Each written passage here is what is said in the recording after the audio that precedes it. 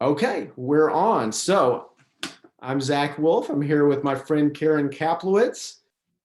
Karen, welcome. Thank you, Zach. Thanks for inviting me to have this conversation with you. You're welcome. So let's start with what you do today. And that is, you are the founder and owner and operator of the new Ellis Group, correct? That is true. The new Ellis Group is a business development strategy and coaching firm, which I started in 1997 when I was a practicing trial lawyer in Los Angeles. So for the last 23 years, I have been the owner, operator, proprietor, chief cook and bottle washer of the new Ellis Group. And that's actually how I first met you was you were doing some business development coaching for a firm that I formerly worked for, and we had a firm retreat, and you gave some great tips. And so I've kept in touch with you and gotten lots more great tips over the years. But what led me to want to do this was I started hearing some of your stories about law practice, law school, all kinds of things. And that's what made me want to do this interview. So I thought we'll come back to the new Ellis Group later. But first, let's go back in time. And it's the late 1960s. And a young Karen Kaplowitz is a student at the University of Chicago Law School. Now, if people who are not lawyers might not realize this, that is one of the elite law schools in the country. So you're a student there. And I guess first, what was it? There were not a lot of women students at that time. What was that like? So I am a child of the 60s, which was a time which was a lot like now in some ways. So I started law school in the fall of 1968, the day after there were riots in Grant Park in Chicago in connection with the Democratic National Convention. It was a time of great political turmoil and crisis. Robert Kennedy had been assassinated that spring. Martin Luther King had been assassinated that spring. So it was a time of chaos and violence and political upheaval. Reminds us a lot of what it's like now 50 years later. So I'm about to celebrate my 50th law school reunion from the University of Chicago. The struggle in those days, a lot of it had to do with the Vietnam War.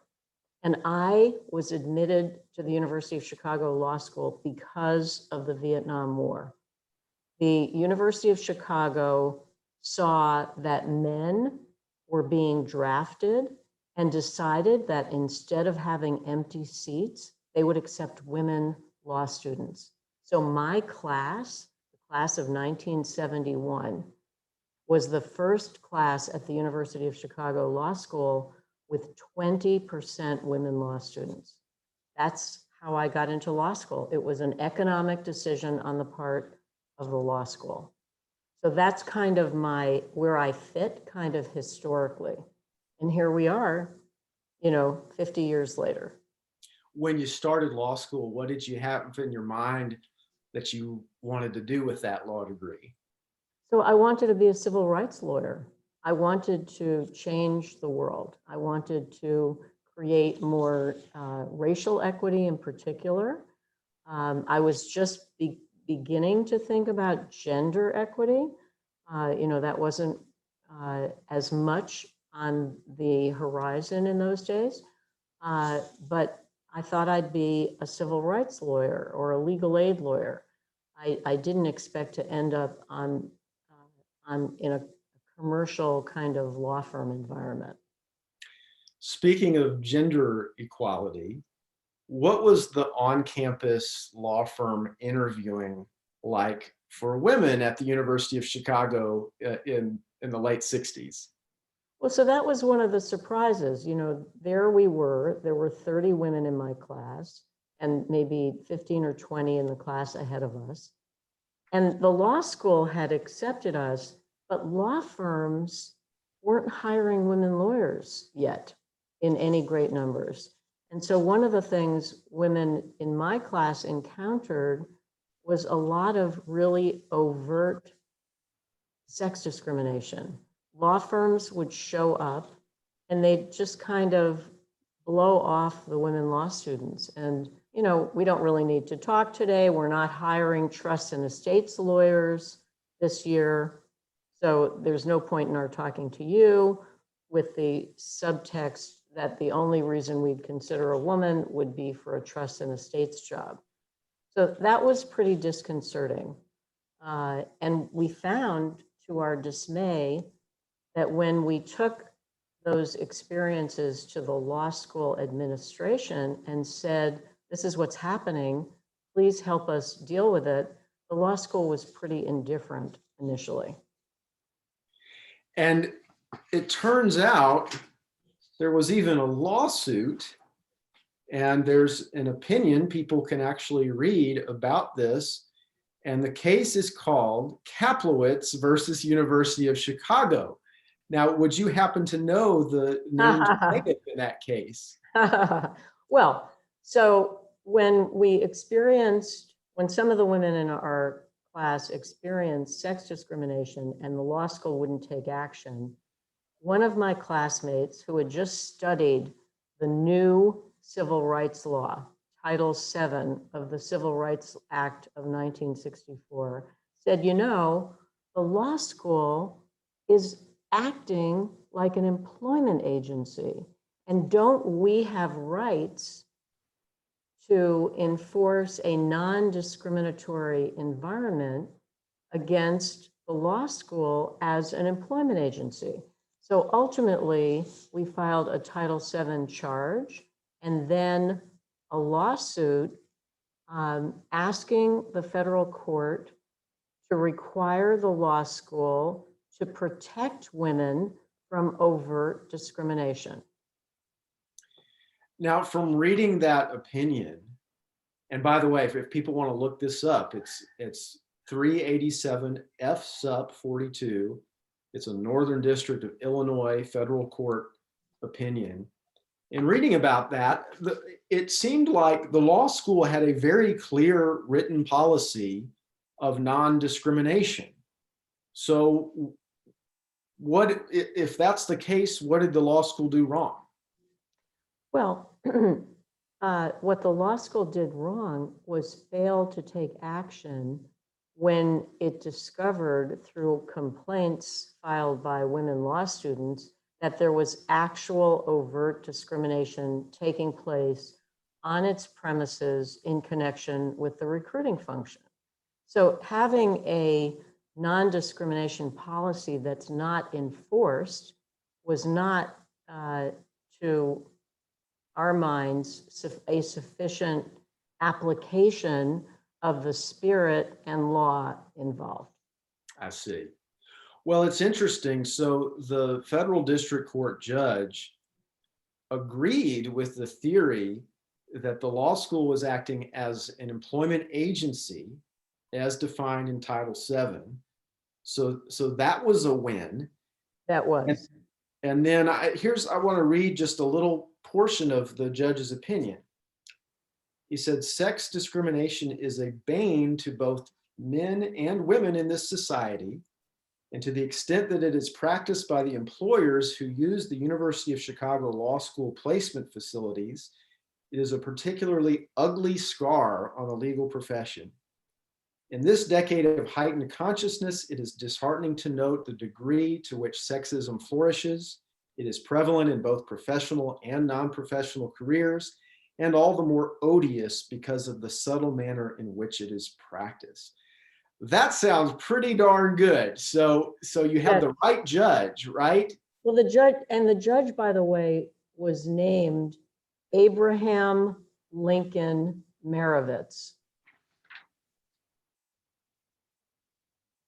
And So Judge Marovitz ruled in your favor?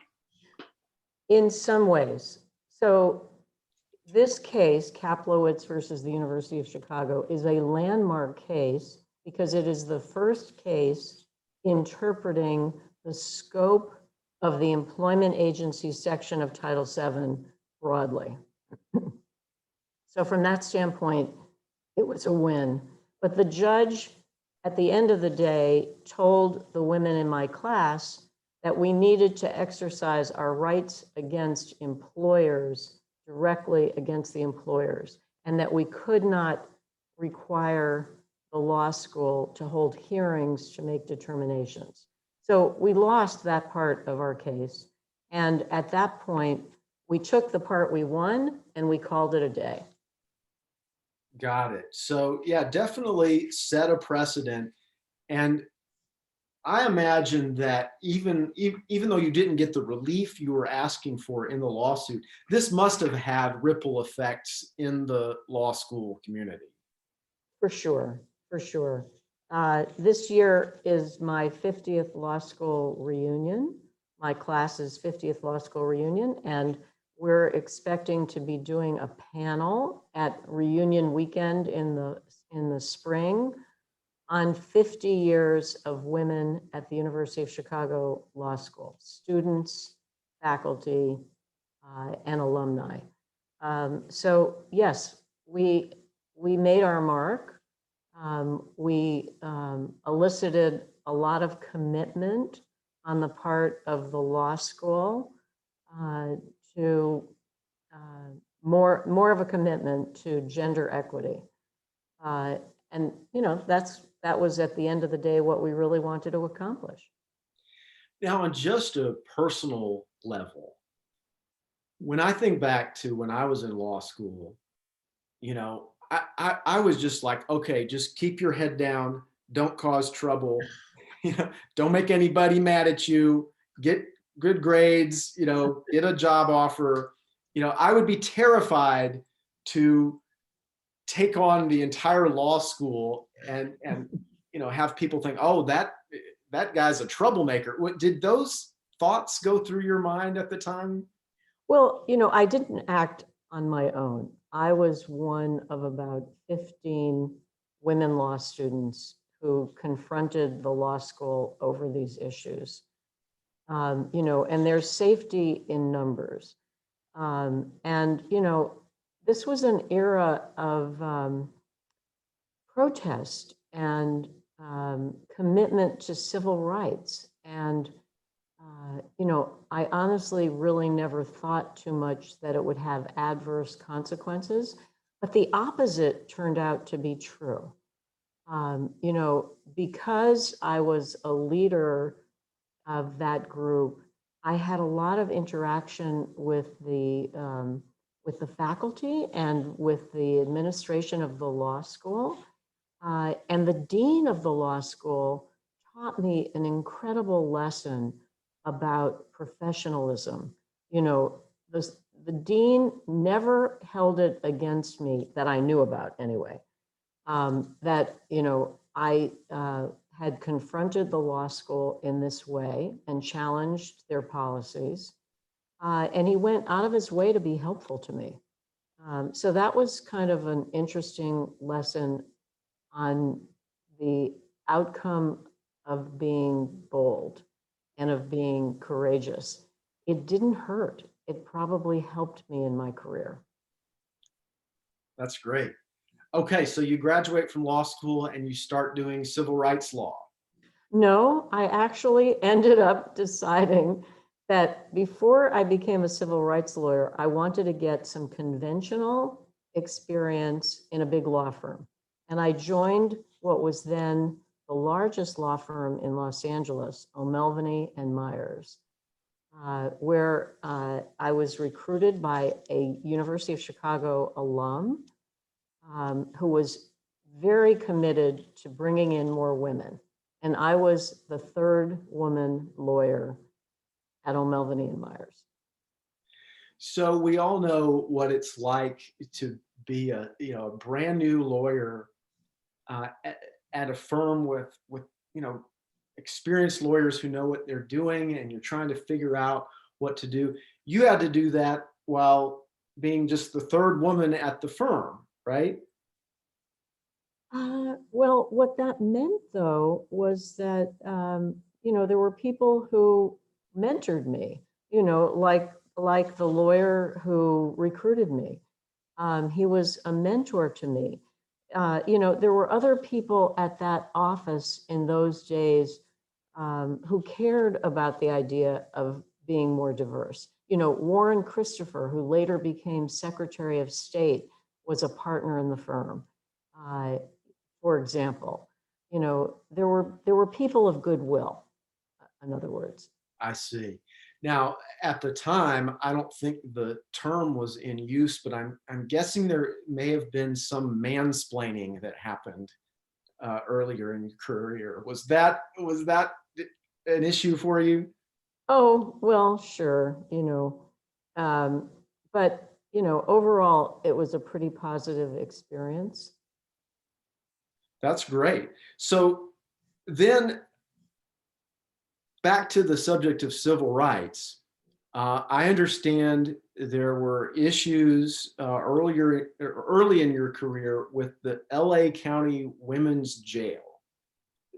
Can you Well, tell yeah. us how did that come about? Well, so O'Melveny and Myers absolutely supported lawyers doing pro bono work. And I took on a project to investigate and then challenge civil rights violations at the Los Angeles Women's County Jail, along with the ACLU. So I organized a group. There were about 25 lawyers involved. And we investigated civil rights violations, and then we brought a civil rights lawsuit against the Women's County Jail. And this was all under the rubric of pro bono work at O'Melveny and Myers. And that was a tremendous learning experience for me as a young lawyer. Now, was that the case where you had sort of a run-in with the FBI, or was that another case? No, that ultimately, I didn't have a run-in with the FBI. I was a young lawyer. I was like a second-year lawyer doing this civil rights work. And I made a really classical mistake of a young lawyer. And my mistake was that one of the named plaintiffs in our civil rights case was a member of the Manson family, if you remember Charles Manson. So this woman, who was an inmate at the Women's County Jail, was not one of the murderers. She was a burglar in the Manson family. And we included her as a named plaintiff in the case. And at the hearing, when we filed the lawsuit, there was a TRO hearing at which the county council announced that they had to stop the rest of the hearing to explain to the judge that our plaintiff had just tried to escape from the Women's County Jail and that she had a hacksaw blade, which he was sure must have been smuggled into her by one of her lawyers pointing at me. Now, the good news was the judge did not take seriously the idea that I had smuggled a hacksaw blade to this member of the Manson family, but my hearing on the TRO, blew up, didn't get too far. Fast forward a couple of years, and I get a call one day from the FBI. And the FBI is calling me around the time that Squeaky Fromm, another member of the Manson family, had tried to assassinate President Ford. And the FBI called to say, we got your name off a list that Squeaky Fromm had in her possession. And we're calling to warn everybody whose name was on the list to be careful. And I said, if my name was on the list, it probably wasn't an enemies list. I represented another member of the Manson family in connection with my civil rights case. So that was my contact with the FBI. The FBI was trying to protect me from a risk I probably didn't have. Now, when your named plaintiff escaped using the hacksaw, did she tie the bed sheets and climb out the window? She Or didn't escape. She didn't oh, escape. she attempted to She escape. attempted an escape. She attempted an escape, and they confiscated her hacksaw blade. Got it. Got it. That's just an amazing story. Now, you also had something early in your career involving the Beverly Hills Hotel. Yes. So, I've explained that I started my law career at O'Melveny and Myers, and I stayed there for 3 years. At the end of 3 years, I left and started a women-owned law firm in Los Angeles with 2 other women lawyers, one from Gibson, Dunn and Crutcher, the other big firm in town, and the other from the state attorney general's office. And that was a law firm that was designed to handle civil rights cases. So I started with an idea of civil rights. I went to O'Melveny and Myers for 3 years, and then I started a women-owned law firm to handle civil rights cases.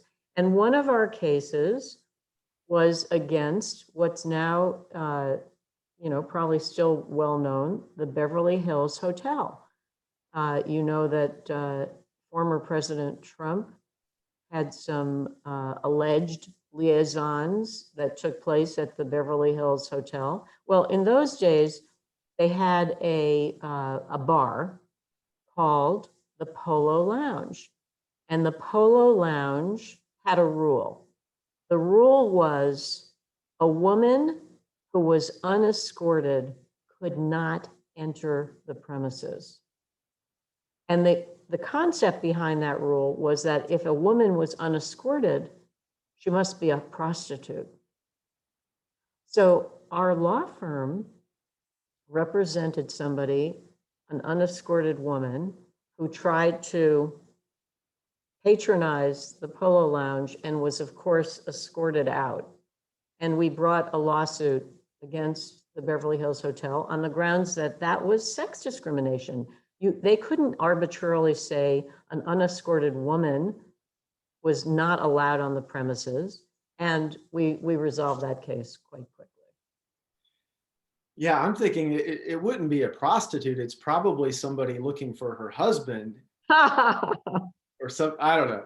But anyway, so at this woman-owned firm in the late 70s, In the mid-70s, yes. mid-70s, Yeah. okay, LA, and you're doing all kinds of different cases. This sounds to me like basically a women's version of LA Law. This has got to be made into a TV show. Well, we've been asked actually on several occasions to submit some information on our stories.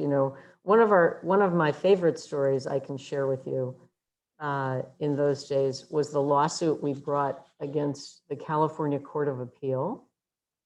So the court itself was advertising for a woman, for a deputy court clerk. They were advertising to hire a new deputy court clerk. And we had a client who had experience in the trial court level, being a court clerk, who applied to become the deputy clerk of the Court of Appeal. And the man who was the court administrator flatly turned her down, saying quite explicitly he would not hire a woman.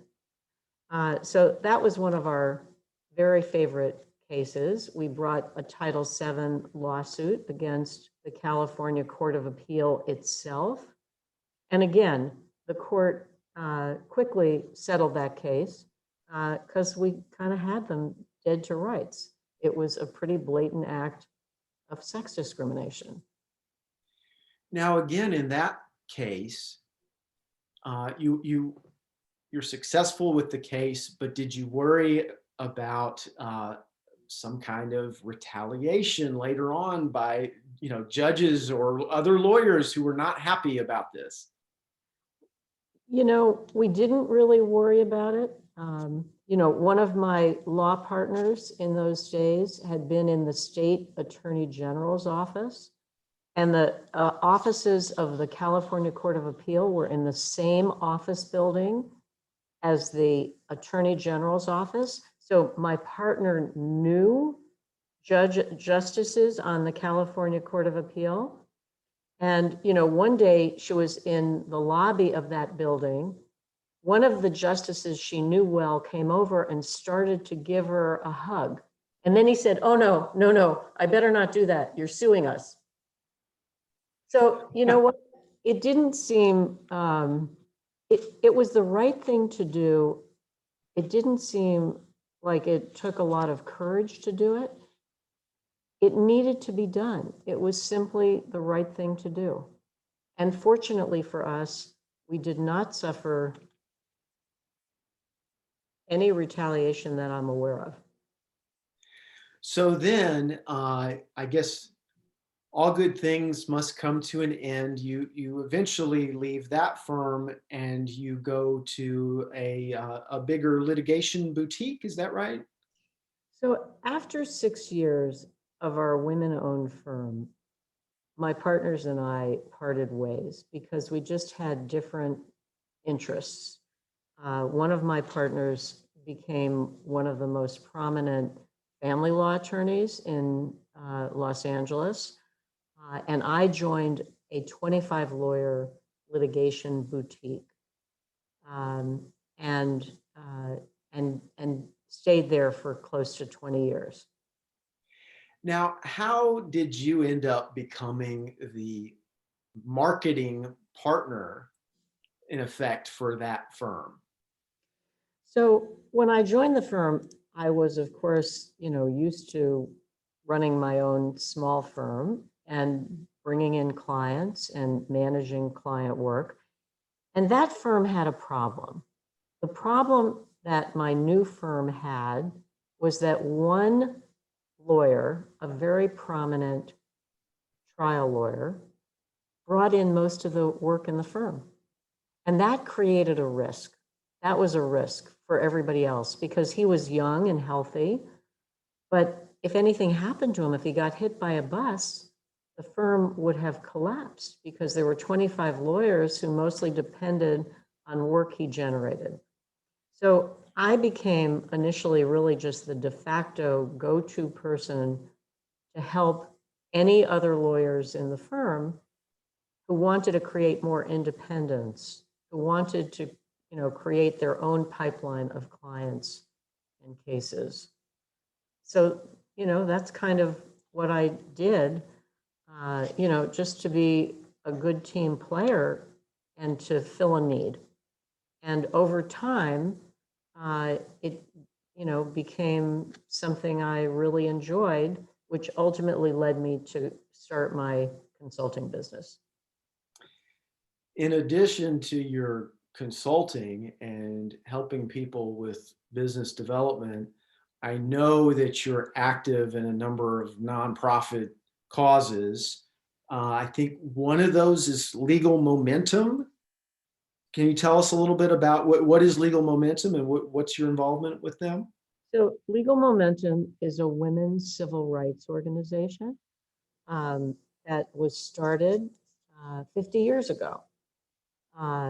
And when I moved to the East Coast in 1998, after starting my consulting business, I began working on a pro bono basis for Legal Momentum and created what became known as the Aiming High Awards. So the idea of the Aiming High Awards has been to recognize very powerful and successful business leaders who care about civil rights and would bring their companies and their business partners to an event to honor them and to support legal momentum. So for the last 20 years, that's been my work. My pro bono, my core pro bono work has been raising money to sustain their work in women's civil rights. So for example, one of the things that they are best known for is being an advocate for something called the Violence Against Women Act, VAWA. So this is a law that was passed in about 1989, I believe, which creates protection and has pumped literally billions of dollars into police departments and police programs to help support protection of women against domestic violence and other violence. So that's been a core part of what I've done on a pro bono basis. I don't practice civil rights law anymore, but I found another way to contribute to the cause. And I think it was a few months back, I was able to watch online these awards. When is the next presentation of the Legal Momentum Awards going So to the be? next awards will be sometime this fall. We haven't set the date yet. We will be honoring another group of people, including our man of distinction this year is the Chief Legal Officer and Secretary of Comcast, Tom Reed. And we'll be honoring a group of people. I'll be happy to let you know the date as soon as it's set. Great, great. I'm sure people will be interested in that. So you become the sort of the marketing guru at this previous firm, but then at some point you decide to move on from the practice of law to full-time consulting to help lawyers. What was that like, starting your own consulting business? You know, it felt like a leap because, you know, I had practiced law for over 25 years and, you know, that was kind of the core of what I knew. And it was a little bit scary to do that. But, you know, when I thought about what interested me and what I wanted to do, I kept thinking back to my mother's experience. My mother had been an immigrant born in Eastern Europe who came to the United States speaking no English at age 13. And I thought, okay, well, it's a little bit scary for me to leave my secure job as a partner in a very successful law firm in Los Angeles and start a business, but probably not nearly as scary as being an immigrant coming to a strange country and not speaking the language and having no resources.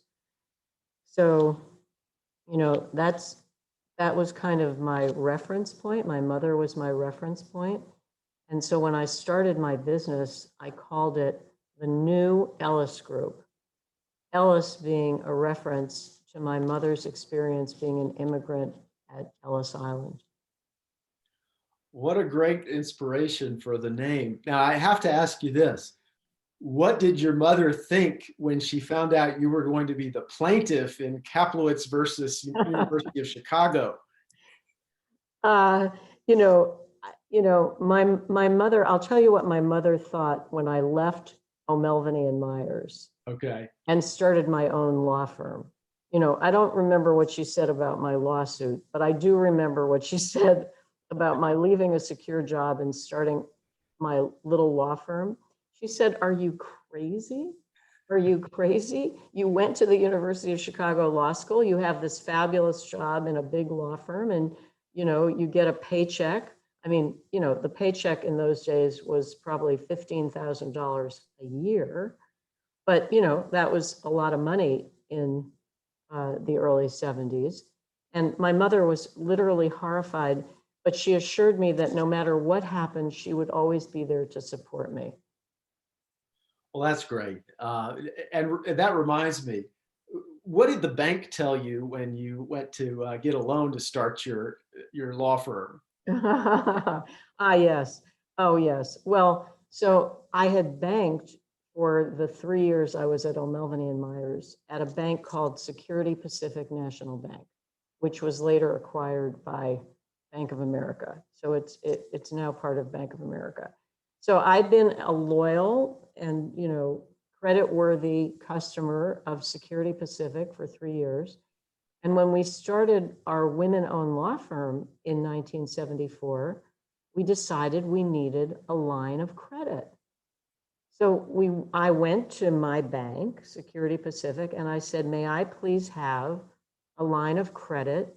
I don't even remember if it was for $10,000 or $20,000, whatever it was a modest sum of money. They said, of course, we are happy to provide you with a line of credit, provided that you deposit an amount equal to the line of credit in the bank and do not touch it during the term of the line of credit. And I said, if I had whatever the amount was, $10,000 or $20,000 to deposit in your bank account, I wouldn't need a line of credit. That would be enough for me. I need a line of credit because I don't have $10,000 or $20,000 just lying around. They turned us down. But you started anyway. We So did start anyway. We did yeah, start. good for you. Well, when I first heard the story about your lawsuit back when you were a law student, you told me, you said being bold never hurts. What did you mean by that? Well, I meant that I've been lucky in my life that when I've done things that you might have thought were bold, like bringing a lawsuit against the law school, or leaving a secure job and starting a women-owned law firm, or starting a new business doing business development, coaching, and strategy. I've been lucky that those things turned out well. I may have shared with you a story. As a young lawyer, I was, aggressive and, all the time, and had a lot of agendas, especially in the women's rights arena. And about 20 years into my law practice, I ran into a judge before whom I'd appeared as a young lawyer, who had gone on to the Court of Appeal by that time. And he was a very he was a very well-known judge, and I met him at some bar event or a cocktail party, and I said, I want to share with you that I've mellowed since you knew me as a young lawyer, out there fighting the good fight in your courtroom. I've really mellowed a lot. And I'll never forget his response. He said, I'm sorry to hear that. That's great. Yeah. So, it's like, so I've been lucky. That, the things that I've been passionate about and have advocated for and worked hard to accomplish, haven't hurt me. That's the good news. As I look back on 50 years of practicing law and look at, this time period marked on one end by, riots in Grant Park in Chicago, and marked at the other end by January 6th by the riots at the US Capitol, I am saddened that more has not changed in these intervening 50 years, and that we are again fighting to preserve our democracy, our rule of law, and, glad that I've had a small part in being part of a profession, whose core commitment is to preserving the Constitution, preserving the rule of law, and preserving our democratic institutions. So, you know, that's kind of how I look back on these 50 years. Well, I think small part might be a little bit of an understatement. That is quite a career of accomplishment. So thank you for sharing some of those stories with me and with our audience. Uh, Before we wrap up, I just want to get back a little bit to your current consulting practice. I know that I've gotten just so much great input from you on business development issues. What would you say makes your consulting approach different from, maybe some of the other coaches who are out there? Thanks for asking. I would say that the one thing that I try hard to do in my coaching work is to help people figure out how to identify their best opportunities and how to integrate what they do in the realm of business development and marketing into their everyday work. So it's not an add-on, it's not an extra burden, it's part and parcel about how they go about their everyday opportunities. You know, it's a real privilege for me to have worked with literally hundreds of partners in law firms around the country to help them build their practices. And, I'm glad to have run into you and glad to have had the opportunity to work with you and your former law firm, and appreciate this opportunity to talk to you about work, law, and life in 2021. Well, I was so happy to do it. And I will definitely, I recommend anybody who's looking for, if you're a lawyer looking for coaching, I highly recommend Karen. And if you're not ready to take that leap, at least check out Karen's newsletter, which is called what? Monday, Monday. Monday, Monday, a great song and a great newsletter. It comes out usually once every 2 weeks. Every 2 weeks, right. Okay, and people can go, if they go, they can go to my find website, newellis.com. They can sign up. Great, and I recommend people do that. It's concise, it's fresh, it's right to the point. It's worth a few minutes every 2 weeks to check it out if you're a lawyer who cares about business development. Okay, well, Thank Karen, you, thanks Zach. again. Thank you so much. All right.